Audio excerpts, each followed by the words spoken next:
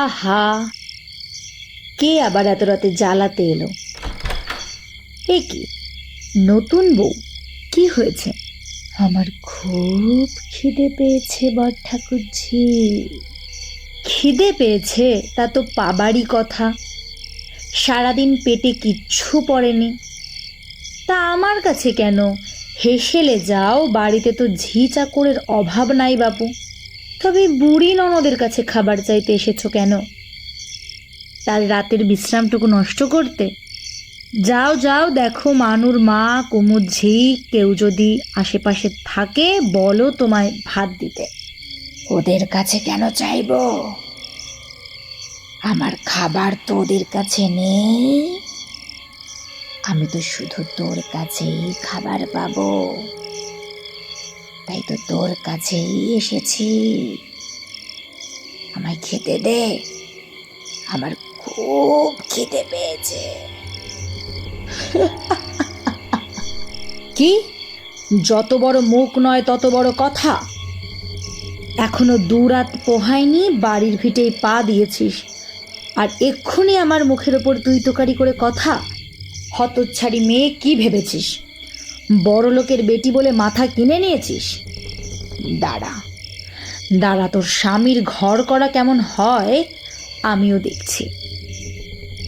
চল চল দেখি, নবটা কি এখনো ঘুমোচ্ছে? তাকে ডেকে শোনাই তার এই নতুন বউয়ের মুখের কথা কেমন। চল বলছি। আহ, কেমন লাগছে এবার? আমায় আর কোথাও নিয়ে যাবি? ছাড় ছাড় বলছি, আমার লাগছে, হাতটা এবার ভেঙে যাবে, ছাড় বলছি। তোকে এত তাড়াতাড়ি মারবো না, ছেড়ে দেব। তুই মরে গেলে আমায় খেতে দেবে কে? আমার যে খুব খিদে পেয়েছে। আয় আয়, এখানে বস, সব এবার আমি সব খাবো। মা গো, আহ আহ, এর গায়ে এত জোর এলো কোত্থেকে? একরত্তি মেয়ে আমাকে টানতে টানতে ঘরের মেঝে এনে বসিয়ে দিল। আহ আহ, এবার মনে হয় আমার হাতের হাড়গুলো সব ভেঙে যাচ্ছে। কি যন্ত্রণা! ওরে, কে কোথায় আছিস? শুনতে পাচ্ছিস? মানুর মা, কুমুদ, বলরাম, নব।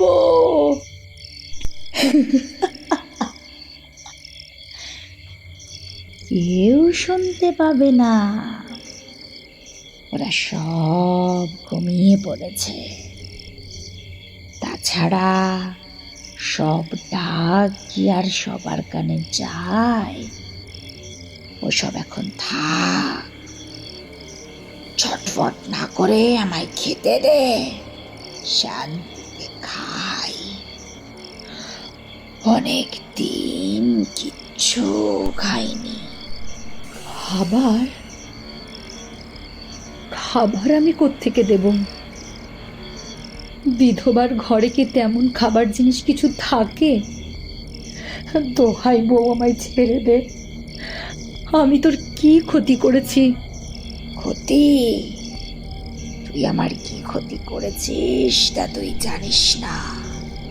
না না, আমি জানি না।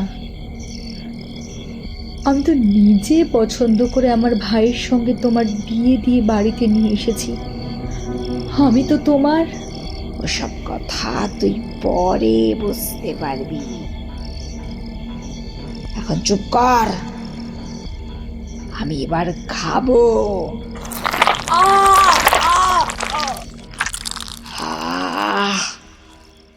কি সুস্বাদু!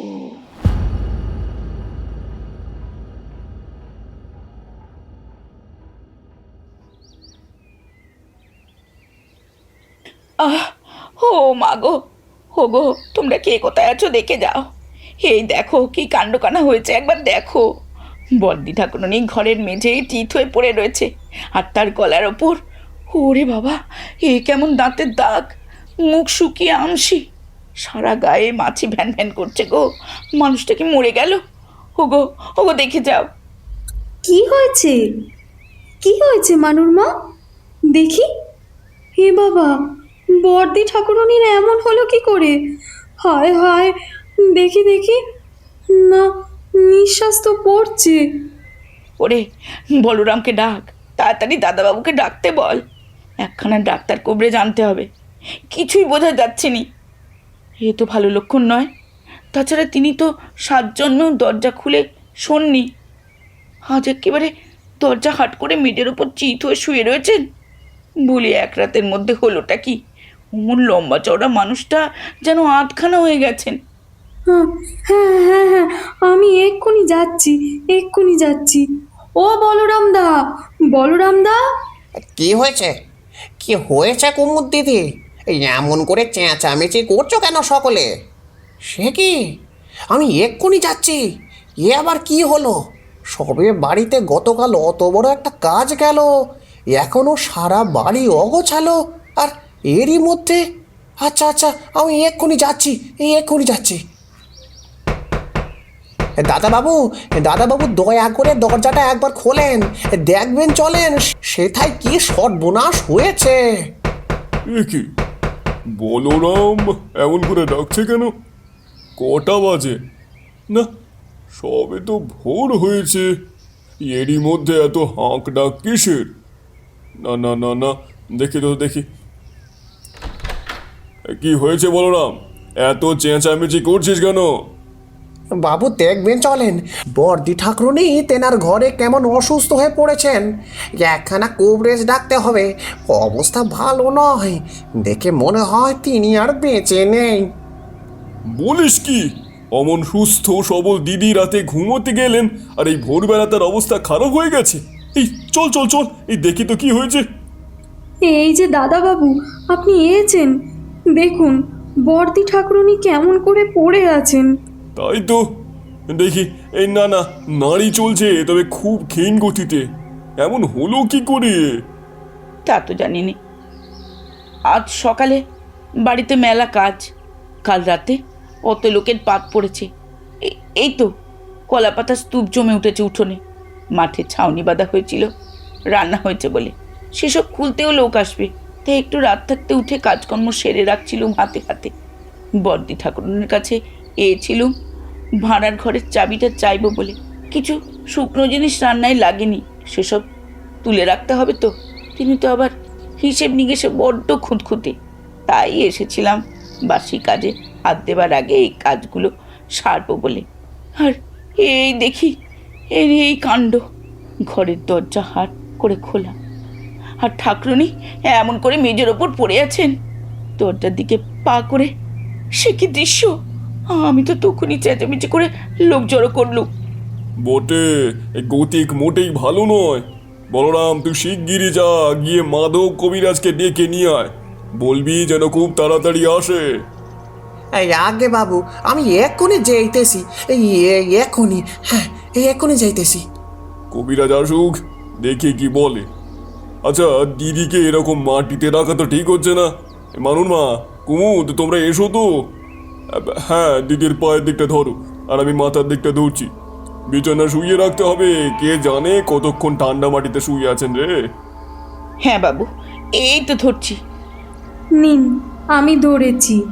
সাবধানে সাবধানে। দেখো দেখো দেখো দেখো, যেন কোনো কষ্ট না হয় দিদির। এই তো, এইখানে রাখো, এইখানে বালিশটা ঠিক করে দিই। হয়েছে হয়েছে হয়েছে। ওমা, বর্দি ঠাকুরনি যে চোখ বোজালেন আবার খুললেন। কি যেন বলছেন, ওই যে ঠোঁট নড়ছে। তাই তো। দিদি, কি হয়েছে? আমার কথা শুনতে পাচ্ছ? ও দিদি, কিছু বলছো তুমি? কি কষ্ট হচ্ছে ও দিদি? সেই সর্বনাশী আমায় খেতে এসেছে ভাই, আমাকে বাঁচা, রাক্ষসীকে বিদায় করে দে, নয়তো সে আমায় ছাড়বে না।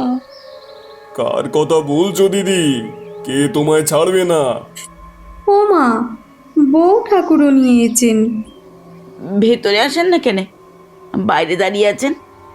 ভেতরে আসবো না, আসলে তোমরা তো কি করছিলে, তাই আমি এসে বাইরে দাঁড়িয়ে আছি।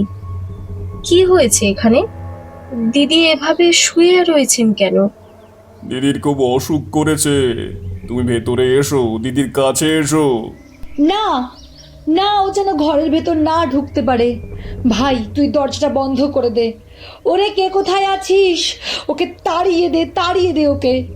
ও আমায় ও আমায় মারবে, আমায় মারতে এসেছে, ওকে তাড়িয়ে দে, নয়তো সর্বনাশী আমায় আর বাঁচতে দেবে না। বিদায় কর, বিদায় কর ওকে। কি হয়েছে? দিদি আমায় এমন করে বলছেন কেন? আমি তো কিছু বুঝতে পারছি না।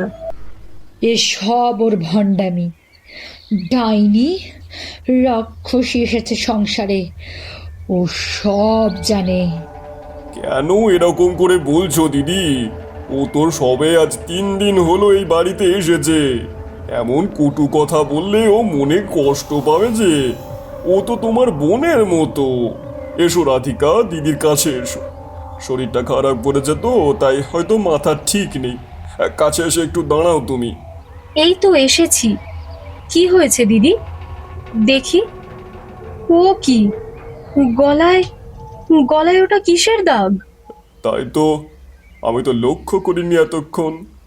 আগে বলরাম যখন আপনাদের ডাকতে গেল, তখন আমি বর্দি ঠাকুরানীর কাপড় চোপড় একটু ঠিকঠাক করে দিয়েছি। বড় এলোমেলো হয়েছিল কি না, তাই গলায় ওই দাগগুলো আমরা প্রথমেই দেখেছি। কিসের দাগ ঠিক বুঝে উঠতে পারি নাই, তবে মনে হয় দাঁতের। দেখুন না, ফুটোগুলোর কাছে কেমন রক্ত শুকিয়ে কালো হয়ে গেছে। এত এত এত বড় ভয়ের ব্যাপার। দিদি, তোমার গলায় কিসে কামড়ালো ওটা? সত্যি তাই। এমন করে গলায় কামড় দিল কে? সর্বনাশী, তুই জানিস নে কে? রাক্ষসী। এখন ন্যাকা সাজছিস। কাল ঘটাতে এসেছিস তুই ভিটেতে।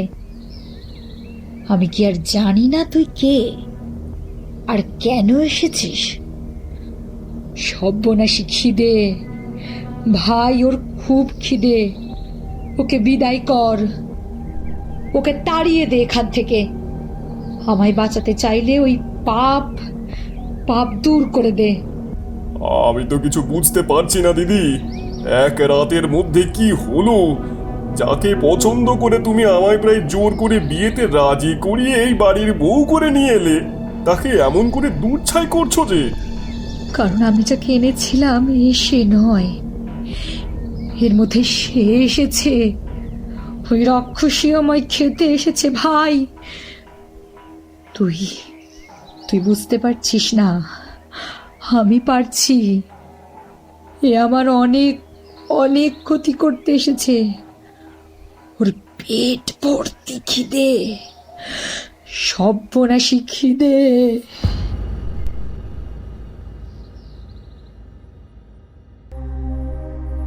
দত্তবাড়ির দাপুটে বিধবা কর্ত্রী দুর্গাসুন্দরী তাঁর ভাই নবকৃষ্ণের নিরীহ স্ত্রী আনন্দীকে মেনে নিতে পারেননি এবং তাকে দিয়ে দিনের পর দিন অভুক্ত রেখে অমানসিক পরিশ্রম করাতেন। মাসের পর মাস অনাহার এবং অকথ্য অত্যাচারের ফলে আনন্দীর মধ্যে এক অমানবিক ও রাক্ষসে খিদের জন্ম নেয়। পরবর্তীতে কী হয়ে দাঁড়ায় সেই পরিণতি, তা শুনতে হবে আজকের গল্প লেখিকা তানিয়া দাসের কলমে তারানাথ তান্ত্রিক ও সর্বনাশীর খিদে, প্রথম পর্ব। শুনতে থাকুন আজকের গল্প।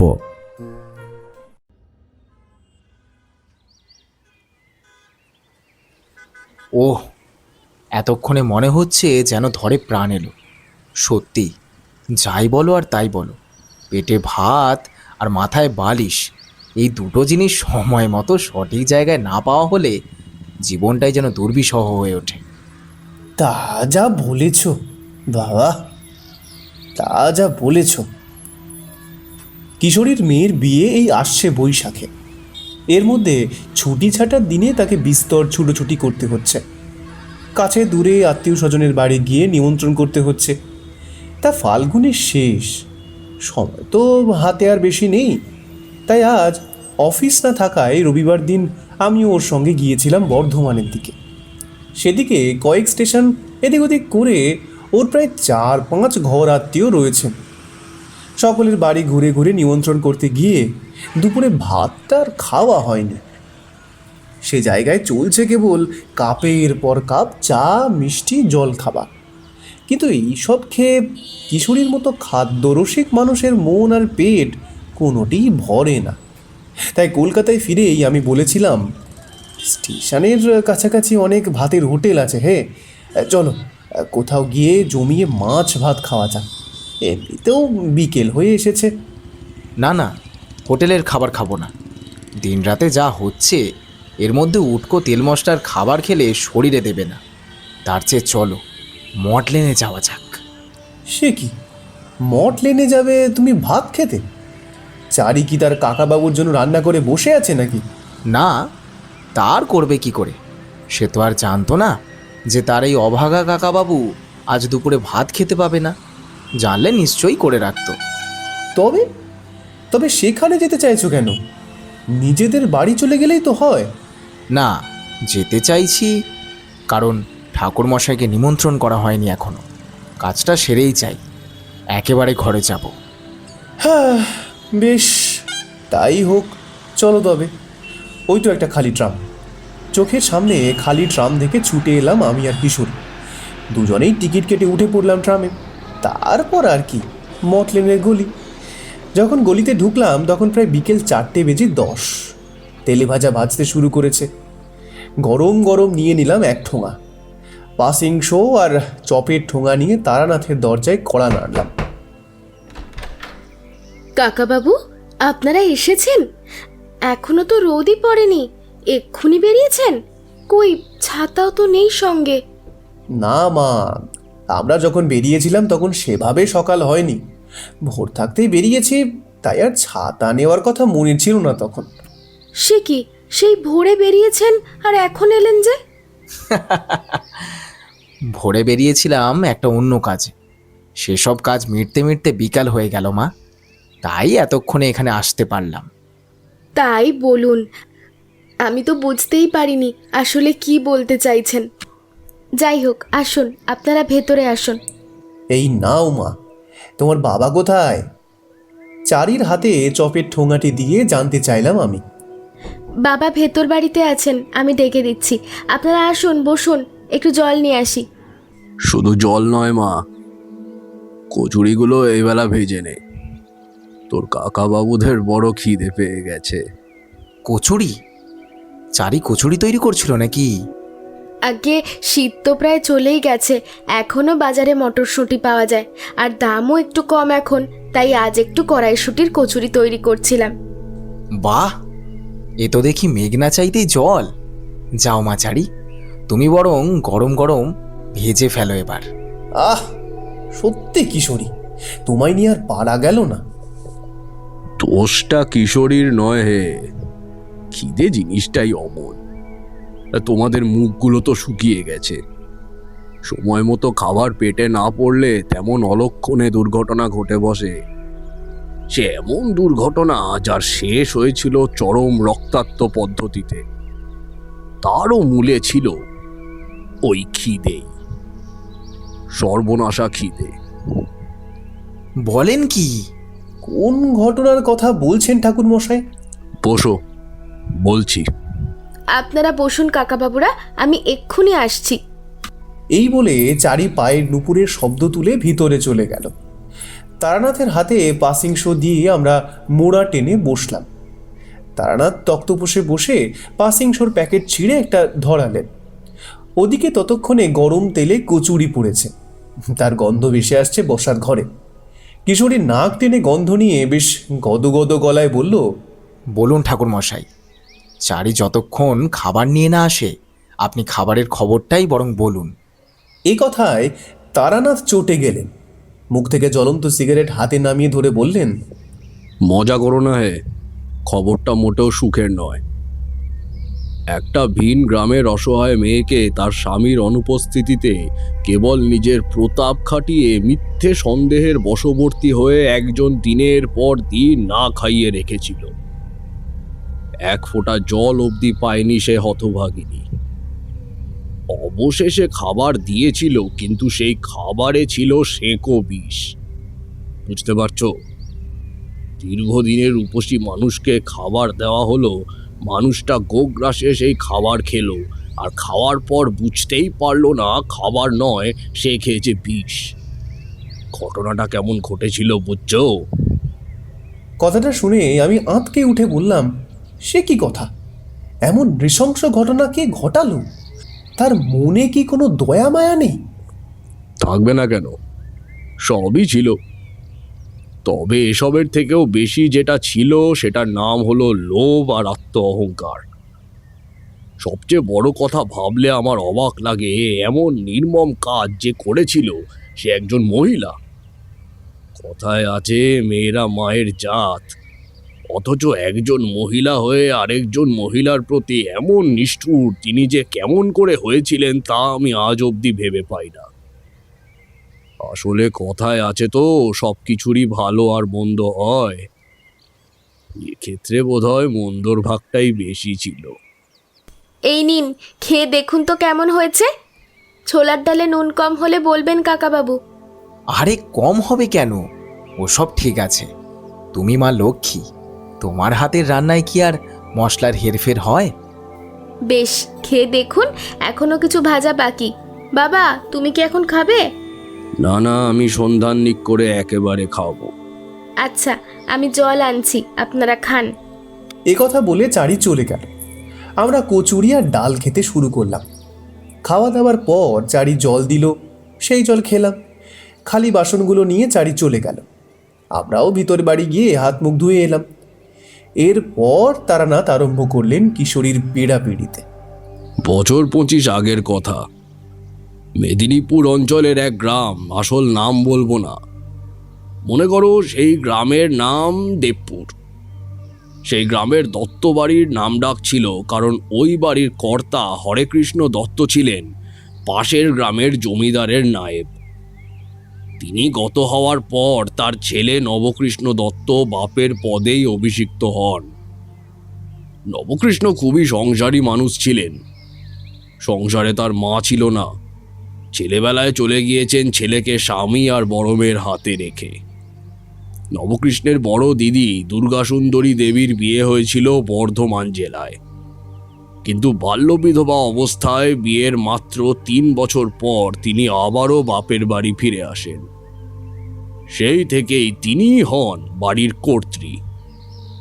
বাবাকে আর ভাইকে পরিচর্যা করে তার মাথার চুল পেকে যায়। দুর্গাসুন্দরীর কথায় দত্ত বাড়ির সব কাজ হতো। ওই মহিলার এমনই ব্যক্তিত্ব ছিল যে যে কেউ তাকে সমীহ করতে বাধ্য ছিল। ভাইও তাই দিদির মুখাপেক্ষী হয়েই ছিলেন সব ব্যাপারে, কেবল একটি বিষয় ছাড়া। কোন বিষয়? বিবাহ। নবকৃষ্ণ কর্মসূত্রে জমিদার মশাইয়ের সঙ্গে নদিয়া জেলায় যান এক বিবাহের অনুষ্ঠানে।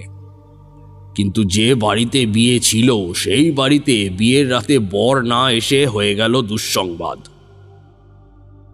নৌকাপথে বরযাত্রী আসছিল, কিন্তু হঠাৎই প্রচণ্ড কালবৈশাখী ঝড় ওঠায় মাঝগঙ্গায় নৌকাডুবি হয়েছে। ফলে বর বা বরযাত্রীর আশা নেই। লগ্নভ্রষ্টা হতে যাওয়া মেয়েটিকে কর্তা জমিদার এবং মেয়ের বাড়ির সকলের অনুরোধে নবকৃষ্ণ বিয়ে করেন। পরদিন স্ত্রী আনন্দীবালাকে সঙ্গে নিয়ে নিজের বাড়ি আসেন, আর ঘটনার সূত্রপাত হয় সেখানে। বলি, এটা কেমন হলো ভাই? বলা নেই, কওয়া নেই, দুম করে বিয়ে করে নিয়ে চলে এলি। এ মেয়ে তো নিতান্ত দরিদ্র ঘরের মেয়ে, আমাদের বাড়ির হালচাল কিচ্ছুই জানে না। একে নিয়ে লোক সমাজে বেরোবো কি করে? 5 জনকে কি পরিচয় দেব? এই তো দেখছি তত্ত্বের ছিঁড়ি। যে কাপড়টা পরে আছে সেটার দাম হাতি ঘোড়া কিছুই নয়। আর এই যে গয়নাগাটি, সব মিলিয়ে 2 ভরির বেশি সোনা আছে বলে মনে হয় না। নগদটেও তো ভারেমা ভবানী অবস্থা। এ মেয়ে হলো শেষে দত্ত বাড়ির বউ। ছি ছি ছি ছি ছি, এত বড় একটা কাজ করলি, গুরুজনদের সঙ্গে একবার কথা বলবি নে? তুমি এমন করে কেন বলছো দিদি? এসব কি আগে থেকে ঠিক ছিল? নিতান্ত অসুবিধার মধ্যে পড়েই কাজটা করতে হয়েছে। আর তাছাড়া সোনা গয়না শাড়ি কাপড় কি সব, ওসব তো আমাদেরও আছে। তুমি বরং আনন্দীকে মন মতো গড়ে নাও। দেখো, তুমি যেমন চাও ও নিশ্চয়ই তেমন হতে পারবে, চিন্তা করো না। আমার আর কোনো চাওয়াই নেই। এবার কাশিতে গিয়ে মরতে পারলেই বাঁচি। এমন করে বলবেন না দিদি, আমি আপনার বোনের মতো, আমাকে শিখিয়ে পড়িয়ে নিন, দেখবেন আমি সব পারবো। আনন্দী হয়তো পারতেন, কিন্তু তাকে সেই সুযোগ দেওয়া হয়নি। কেন? দুর্ভাগ্য। এর থেকে পরিষ্কার করে বলার মতো কারণ আমি আর জানি না। দুর্গা সুন্দরী কোনো মতেই ভাইয়ের স্ত্রীকে ও বাড়ির বউ হিসেবে মেনে নিতে পারেননি। নানান ছুতোয় তাকে বিরক্ত করতেন। কখনো হয়তো তুচ্ছ কারণে সারা দিন কষ্ট করে রাধাবাড়া করার পর যখন আনন্দী একটু বিশ্রাম নিচ্ছেন, তখন তার ঘরে এসে নতুন ফরমায়েশ জারি করতেন তিনি। বলি, এই যে পড়ে পড়ে ঘুমোলেই হবে? মানুর মা মোচা কুটোচ্ছে, ঘন্ট রাঁধবে কে? বলেছি না আজ আমার এক গুরু ভাই আসবে, তাকে তো আর ঝিয়ের হাতের রান্না খাওয়ানো যায় না। আসলে তুমি সব জানবে কি করে? ছোট ঘরের মেয়ে তো, আদব কায়দা কি আর শেখানো যায়? ওসব ধাতে থাকতে হয়। যাও যাও, শ্রদ্ধাচারে রান্না বসাও গিয়ে। আর হ্যাঁ, যাওয়ার আগে যেন স্নান করে যাওয়া হয়। দিদি, আমি সবে দুপুরের সব কাজ মিটিয়ে স্নান করে কাপড় বদলেই এসেছি। আর তো কোনো কাজ আমি করিনি, তবে আবার কেন স্নান করতে হবে? মুখে মুখে চোপা করো না, যা বলেছি তাই করো। আমি যখন বলেছি স্নান করতে হবে, তখন করতে হবে। আর বলতেই বা হবে কেন? অবশ্য না বলে কি উপায় আছে? বাড়ি থেকে তো কোনো শিক্ষাই নিয়ে আসোনি। সব সময় সব কিছু শিখিয়ে দিলে তবেই কাজটা হবে। যেদিকে আমার চোখ থাকবে না, সেই কাজটাই ভুল হবে। কি হলো, দাঁড়িয়ে আছো যে?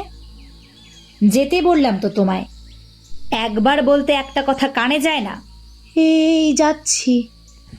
এরকম আরও অনেক উদাহরণ আছে, কিন্তু অত বলার দরকার নেই।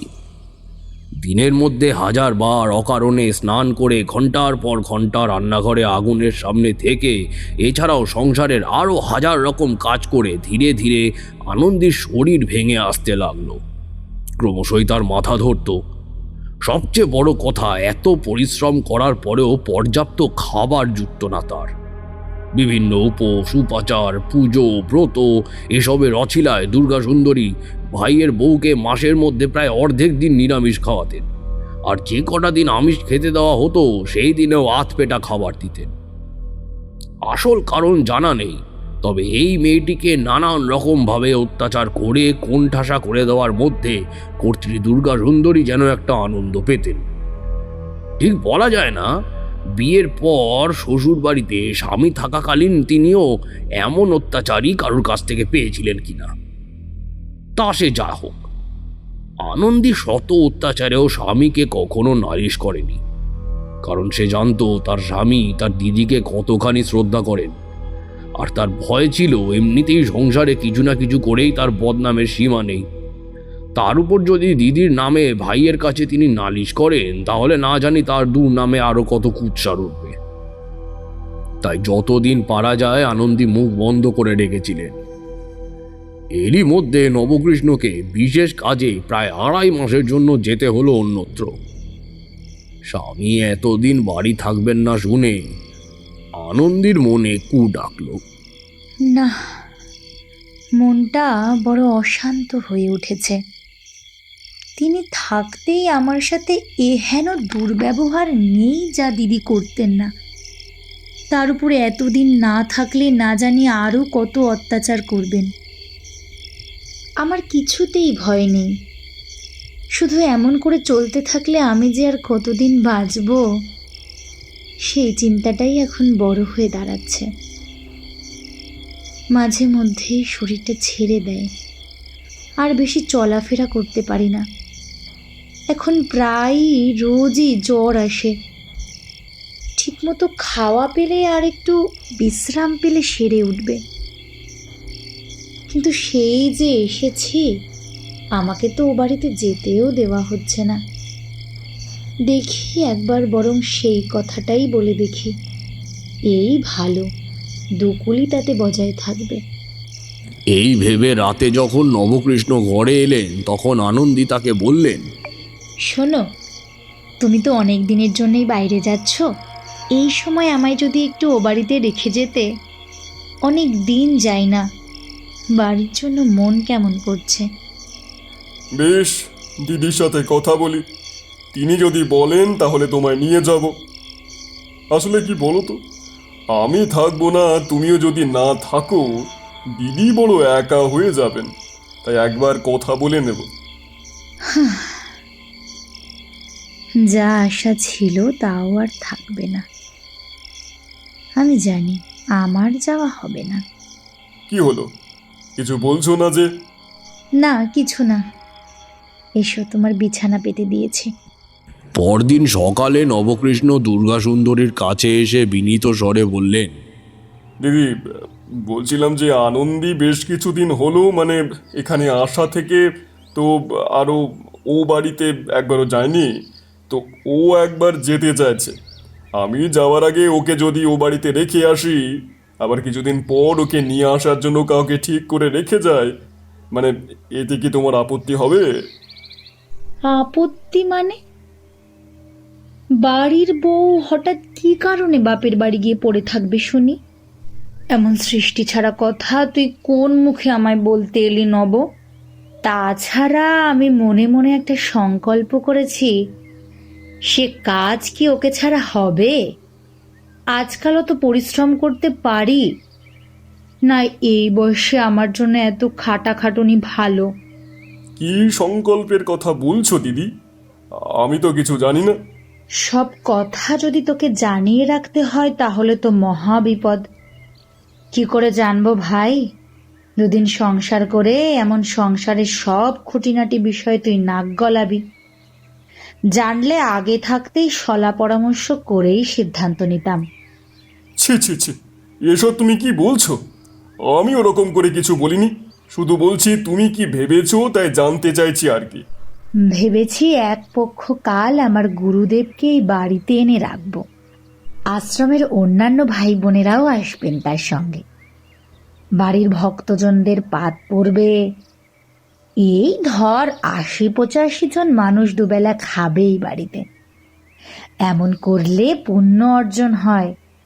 তা বাড়ির নতুন বউ নিজের হাতে যদি তাদের সেবা যত্ন না করে তবে কি ভালো দেখায়? আর তাদের আশীর্বাদে খুব শীঘ্রই হয়তো সংসারে আরও সুদিন আসবে। তাই আমি গুরুদেবকে চিঠি লিখে দিয়েছি, তিনি এসে পড়বেন সকলকে নিয়ে। এই সময় বউ যদি না থাকে তবে সব দিক সামলাবে কে? ও আচ্ছা, তা তো জানতাম না, তাই এমন সিদ্ধান্ত নেওয়া হয়েছে। ঠিক আছে, তাহলে আর ও এখন কি করেই বা যাবে? এসব মিটে গেলে না হয় ও বাড়িতে যাবে। ও আসা যাওয়া তো পড়েই রইল। এখন যে কাজ ঠিক হয়েছে সেই কাজেই মন দিক। তারপর কি হলো? হলো বলতে যথাসময় নবকৃষ্ণ বিদায় নিলেন, আর ঋষিকেশ থেকে দুর্গাসুন্দরীর গুরুদেব সদল বলে দত্ত বাড়িতে পায়ের ধুলো দিতে এলেন। এরপর টানা ১৫টা দিন বাড়িতে একসঙ্গে নাম কীর্তন চলল, আর সেই সঙ্গে হেসেলে আনন্দীর প্রাণপাত হতে লাগলো। না না, আমি আর পারছি না। এমন করলে নিঘাত মারা যাব। এইভাবে তো আর হয় না। এত এত মানুষের রান্না সমস্ত একা আমাকে করতে হচ্ছে। ওরা গুরুজন, তার উপর ধার্মিক ব্যক্তি। পদসেবা করতে পারা আমার ভাগ্যের ব্যাপার, কিন্তু আমিও তো মানুষ। এত পরিশ্রম কি একার দ্বারা সম্ভব? দিদি কঠিনভাবে সকলকে বারণ করেছেন। সকলে কান খুলে শুনে রাখো। এই সমস্ত কাজ নতুন বউ একা হাতে করবে। নবকৃষ্ণের উন্নতির জন্য, তার নিরোগ জীবনের জন্য আমি গুরু সেবা করছি। এই ব্রতের ফল ফলবে, আর সেই ফল পাবে আমার ভাই। তাই তার স্ত্রীর দায়িত্ব সমস্ত কাজ কর্ম নিপুণভাবে করা। বাড়ির অন্য ঝি চাকর অন্য কোনো কাজে হাত দেবে না। বর্দি ঠাকুরানী রাঁধা বাড়া না হয় নাই করলেন, কিন্তু জোগাড় জাতি, এই ধরো বাঁটনা বেটে দেওয়া, কুটনো কুটে দেওয়া, উনুন ধরিয়ে দেওয়া বা বাসনগুলো ধুয়ে মেজে দেওয়া, এই সব কাজগুলো তো আমরা করতে পারি। এতে তো আর দোষ হয় না। চুপ কর হতভাগী বেটি, কিসের দোষ হয় আর হয় না তা তুই কি জানিস? সব কিছুই করতে হবে নতুন বউকে। আমি বরং সেই কটা দিন তোদের ছুটি দিয়ে দিচ্ছি। সবাই মিলে দেশে বিদেয় হ, দিন 15 পর আবার আসবি। আর এই যে নতুন বউ, ভালো করে তুমিও মনে রেখো, ভোরে স্নান সেরে নিজের হাতে সমস্ত জোগাড় করে জলখাবার তৈরি করবে। তারপর সবাইকে সেই সব খাবার পরিবেশন করবে নিজের হাতেই। এরপর এঁটো পা ধুয়ে মুছে আরেকবার রান্না করে দুপুরের আয়োজন আরম্ভ করবে। দুপুরে ওনাদের খাওয়া হয়ে গেলে প্রসাদ বিলি করার পর, সমস্ত ভক্তজনের আহারাদি শেষ হওয়ার পর সকলের শেষে গুরুদেবের প্রসাদ গ্রহণ করবে শুদ্ধ চিত্তে। সারাদিন দাঁতে কিচ্ছু কাটা চলবে না, সাদা কাপড়ে রাখতে হবে। আর উপবাস অত্যন্ত গুরুত্বপূর্ণ। এই নিয়মের যেন কোনো অন্যথা না হয়। যদি হয়, আমি কিন্তু লঙ্কা কাণ্ড বাঁধিয়ে ছাড়ব।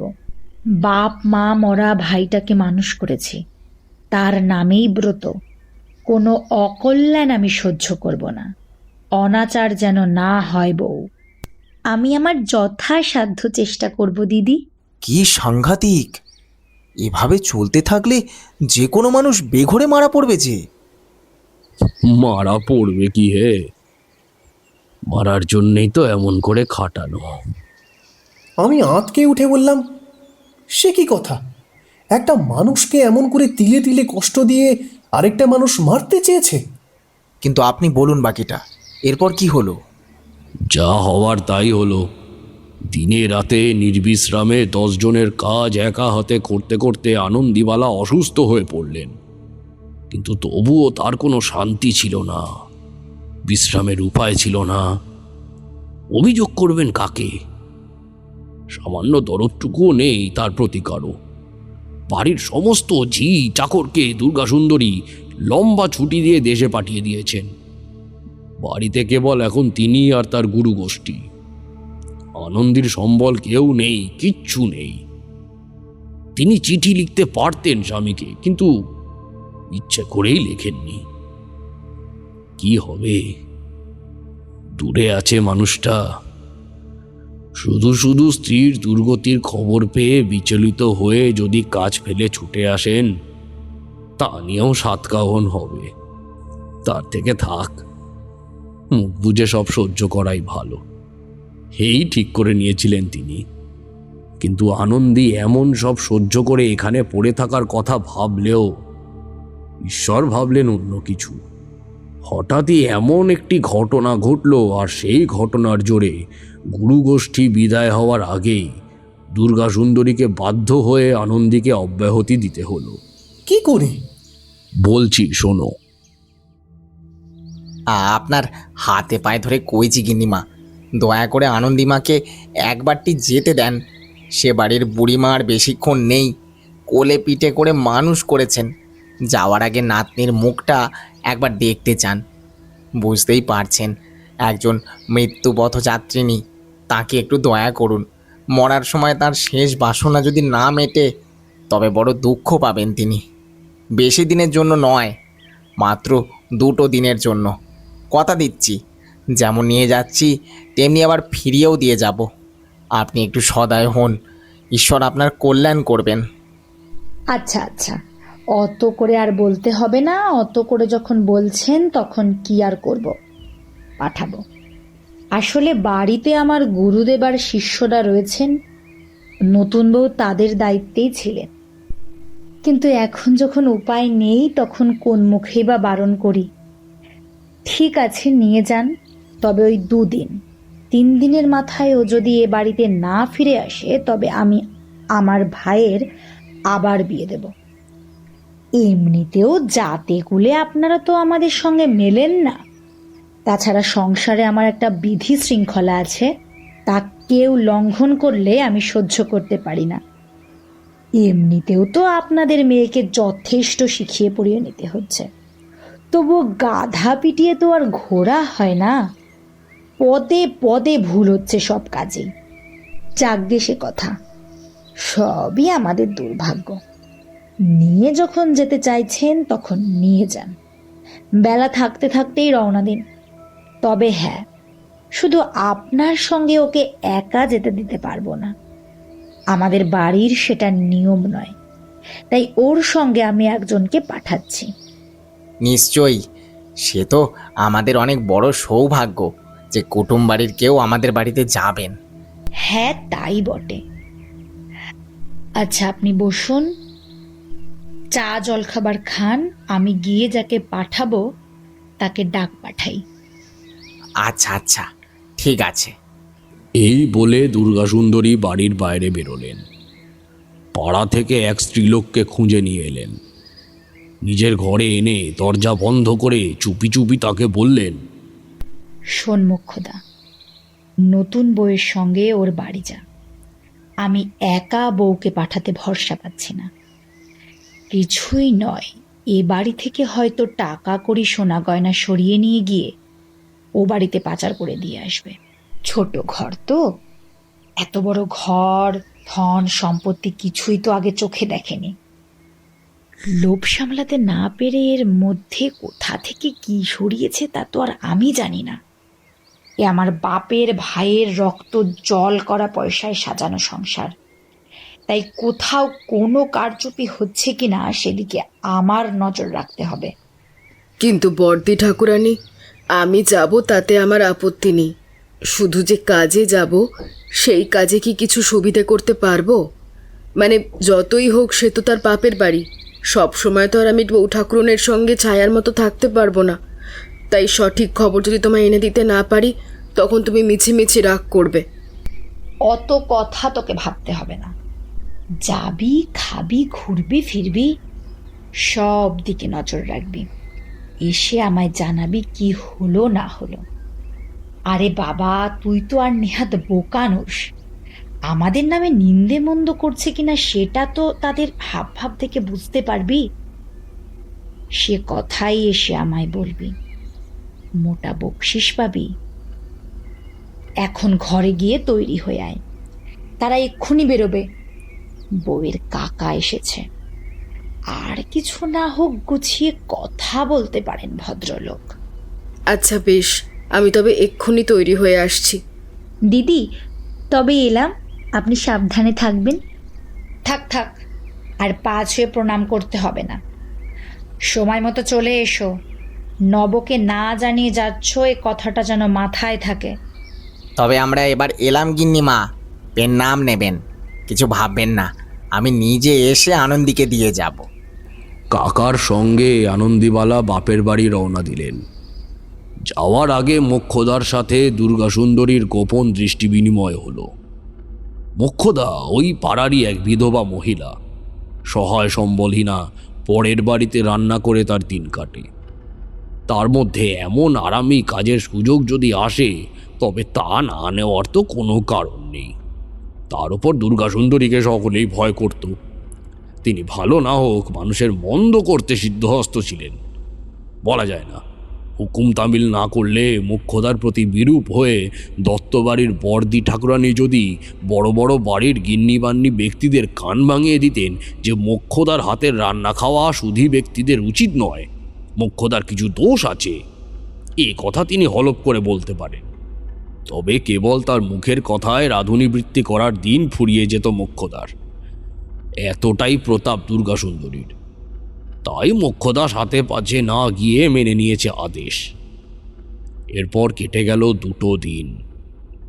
সত্যি 3 দিনের মাথায় আনন্দীর খুড়ো মশাই জগমোহন ভক্তা এসে ভাইজিকে শ্বশুর বাড়িতে নিয়ে গেলেন। আনন্দীর বড় ননদের পা ছুঁয়ে প্রণাম করতে গিয়ে এবারও শুনল, আমার এখনো আহ্নিক হয়নি, বাইরের কাপড়ে আমায় ছুঁয়ো না। যাও গিয়ে স্নান করে হেসেলে ঢোকো।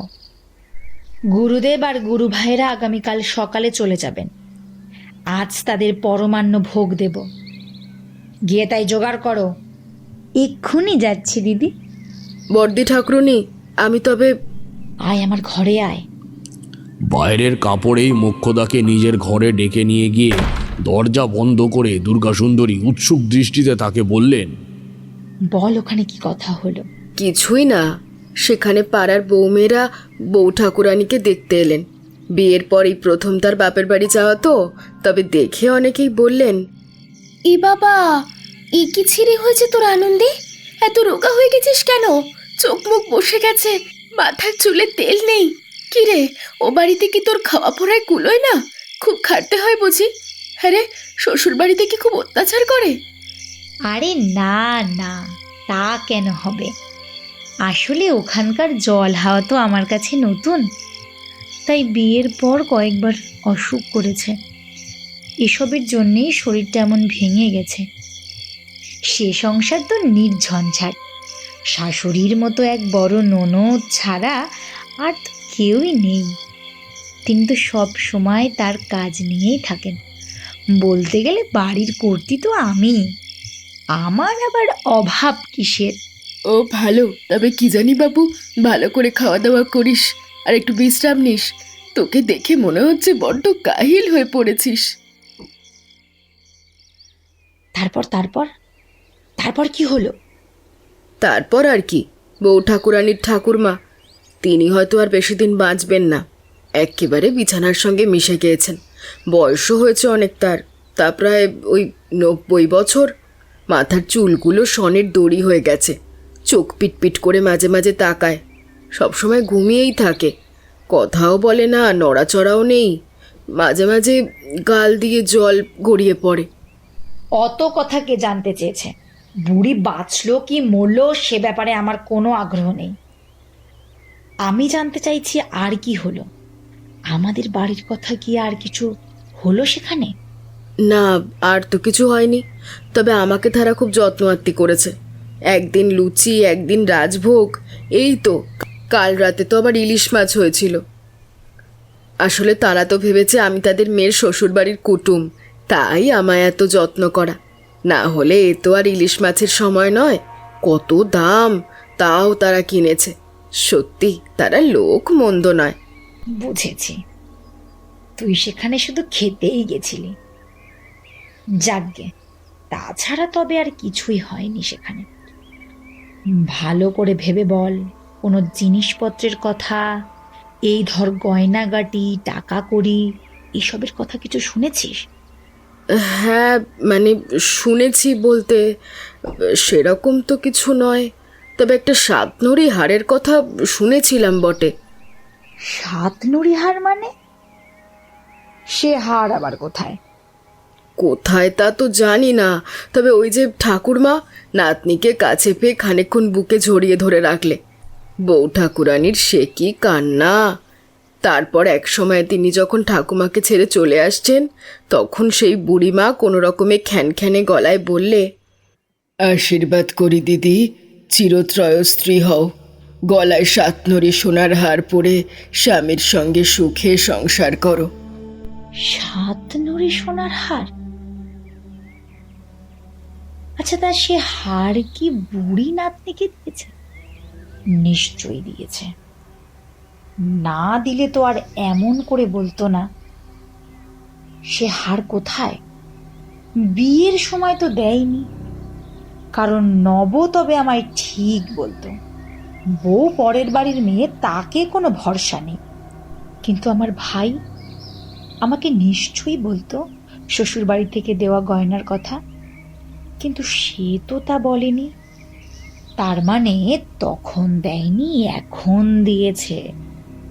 হতে পারে হয়তো বুড়ির হার যাবার আগে নাতনিকে দেবে বলেই এত সাধনা করে ডেকে নিয়ে গেছে। কথায় আছে আসলের থেকে সুদ মিষ্টি হয়। ছেলে মেয়ের থেকে নাতি নাতনি কি বেশি আপন হয় দিদা ঠাকুমার কাছে? তবে এখন ওই হার বউয়ের হাতে এসেছে, ঠিক কথা, কিন্তু কই সে বেটি তো হারের কথা আমায় কিছু বললে না, গোপন করলো কেন? আমি কি আর হার কেড়ে নিতুম? এত ছোট মন, এই জন্যে বলে ছোট ঘরের ছোট শিক্ষা। আরে এ আবার কি কথা বর্দি ঠাকুরানী? হার তো নতুন বউ ঠাকুরানীর কাছে। কই, আমি তো দেখিনি। আমি তাকে সে হার ঠাকুমার কাছ থেকে পেতেও দেখিনি। চুপ কর চুপ কর, তোর আবার চোখ আছে নাকি? আর তাছাড়া এমন একটা দামি জিনিস সে কি আর 7 পাড়া ঢাক পিটিয়ে দেবে? তোর যা খাওয়ার বহর, নিশ্চয় তোকে লুচি আর মিষ্টি দিয়ে খেতে বসিয়ে তোর আড়ালেই এসব হয়েছে। নইলে বুড়িটা যাওয়ার আগে এমন করে 7 নুড়ি হাড়ের কথা বলছে কেন? ওই হাড় বউয়ের কাছেই আছে। যাই হোক, দাঁড়া, এই নে পয়সা নিয়ে বিদেয় হ। আর হ্যাঁ, এই হাড়ের কথা যেন 5 কান না হয়, হলে কিন্তু। না না, এসব কথা আমি কাউকে বলবো না। বলে আমার লাভটা কি? আর আমি তেমন মেয়েই নই। সে আমি জানি, এখন বিদেয় হ। মোক্ষদাকে বিদায় করে দুর্গাসুন্দরী হাঁক পারলেন। নতুন বউ, ও নতুন বউ। কি হয়েছে দিদি? একবার আমার কাছে এসো তো। উনুনে দুধ ফুটছে, যে না থাকলে ধরে যাবে। দুধটা নামিয়ে একবার এসো আমার কাছে, খুব দরকারি কিছু কথা আছে। আচ্ছা, এক্ষুনি আসছি। কিছুক্ষণ পর উনুন থেকে দুধের হাঁড়ি নামিয়ে রেখে আনন্দী তাড়াতাড়ি দুর্গাসুন্দরীর ঘরে এলেন। দিদি, এই যে বলে 7 নুড়ি হাড়টা কোথায় লুকিয়ে রাখলে নতুন বউ? ছি ছি ছি ছি, কোন আক্কেলে আমার কাছ থেকে হাড়টা আড়াল করছো? বলি, আমার কি আর সে বয়স আছে যে গলায় সোনার 7 নুড়ি হাড় পরে সং সাজবো? তবে আমার থেকে কিসের ভয়? হাড়, সোনার 7 নুড়ি হাড় কই? সে হাড় আমার কাছে তো নেই। আপনি কোন হাড়ের কথা বলছেন দিদি? ঠক, অনেক ভরম হয়েছে। কোন হাড়ের কথা বলছি তুমি জানো না নাকি? এখনো ভালোই ভালোই বলছি বউ, হাড়টা বার করে দাও দেখি। ও বাড়ি থেকে তো বিয়ের সময় তেমন কিছুই আসেনি। এবার শ্যাকরা ডেকে হাড়টা ওজন করিয়ে একবার দেখি কত ভরি সোনা আছে তাতে। আপনি কি শুনে এমন কথা বলছেন তা জানি না, তবে আমার কাছে এমন কোনো সোনার হার নেই। নেই? নেই না? মুখে মুখে চোপা, তার উপর মিথ্যে কথা বলা হচ্ছে। হবেই তো, ছোট ঘরের যেমন। না, আমার সব সহ্য হয়, শুধু তর্ক আর মিথ্যে বলা মোটেই সহ্য হয় না। বল বল, কোথায় রেখেছিস সেই সোনার হার? এখনো বলছি দেখা, সময় আছে, এখনো দেখা আমাকে হারটা কোথায়। এই বলতে বলতে আনন্দীবালার চুলের মুঠি ধরে তাকে প্রশ্নে প্রশ্নে জেরবার করে দিতে লাগলেন দুর্গাসুন্দরী। কিন্তু হাজার যন্ত্রণা সয়েও আনন্দীবালার মুখ থেকে হারের ব্যাপারে কোনো কথাই বেরোলো না। নতুন বউ যতই বলে, কোনো হার আমার কাছে নেই, আমি জানি না কোন 7 নুড়ি হাড়ের কথা আপনি বলছেন। আমায় ছেড়ে দিন, উনুন জ্বালিয়ে এসেছি, আগুন বয়ে যাচ্ছে। ততই দুর্গাসুন্দরী তেতে ওঠেন। আগুন উনুনে নয়, আমার মাথায় জ্বলছে। বলবি না তবে তুই, তাই তো? বেশ, বলতে হবে না। চল চল, মিথ্যে কথা বলার ফল ভোগ করবি, চল। দেখি কতদিন মুখ বন্ধ থাকে। এইসব ঠ্যাটামি আমি অনেক দেখেছি। কেমন করে তোদের ঠান্ডা করতে হয় তাও আমার জানা আছে। বয়সটা তো আর আমার এমনি হয়নি। সংসারের সব রকম বজ্জাতির ওষুধ আমি জানি। চল চল। কোথায় নিয়ে যাচ্ছেন? ছাড়ুন আমাকে। কি আশ্চর্য, আপনি কি পাগল হলেন? পাগল? যত বড় মুখ নয় তত বড় কথা, তুই আমাকে পাগল বললি? দাঁড়া, দেখাচ্ছি তোকে পাগলামি কাকে বলে। বলতে বলতে দুর্বল আনন্দীবালাকে টানতে টানতে নিয়মিত ঘি, দুধ, ফল, মাখনে পরিপুষ্ট দুর্গাসুন্দরী নিয়ে এসে সে কি করলো? আহ, মোক্ষম জায়গায় আপনি চুপ করে যান কেন? কিশোরীর ব্যস্ততা দেখে তারানাথ অলস গলায় বললেন, আজ নয়, বেজায় রাত হয়ে গেছে, এখনো ঢের বাকি, শুনতে গেলে মাঝরাত হয়ে যাবে।